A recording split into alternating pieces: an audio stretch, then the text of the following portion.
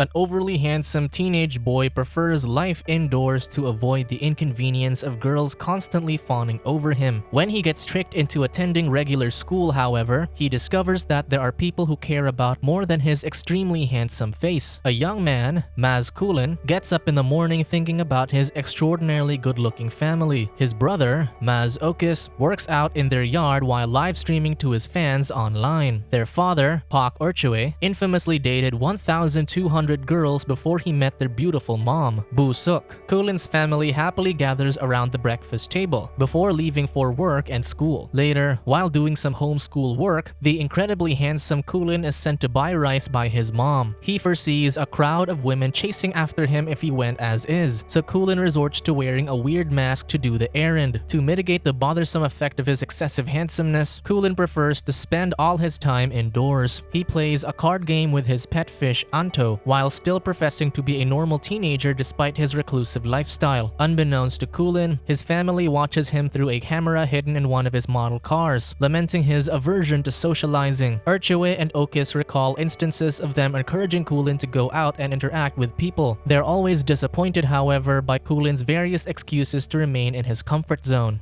Suk is undeterred and turns to a large corkboard detailing Omalin, an intricate plan to get Kulin to leave the house. One night, as Kulin goes down to the kitchen for a drink, Okis, watching the video feed, alerts his parents. Kulin then overhears a staged conversation between his parents talking about being short on money. The couple debates whether to let Urchue take an acting job despite his age, all to keep supporting Kulin's homeschooling. As the couple agonize over their supposed failure as parents, Kulin stands in silent shock, then runs up to his room. Okis reports their success at guilt-tripping his brother. The next morning, Kulin announces he'll be attending regular school for the coming semester, earning a loud cheer from Okis. While Okis rattles off a series of strategies to get girls, Kulin clarifies his one condition is that he'll be attending an all-boys school. Days later, Okis gives Kulin a ride to school on his motorcycle. The brothers arrive at Horidsen High School. As Okis ridicules his brother for choosing to go there, Kulin, still wearing a mask-like helmet, walks into school despite Okis' protests. In the classroom, Kulin earns a good number of weird looks and reactions, even among a rowdy crowd of boys. A group of tough-looking students intimidate him out of his seat, leaving him standing when the female teacher,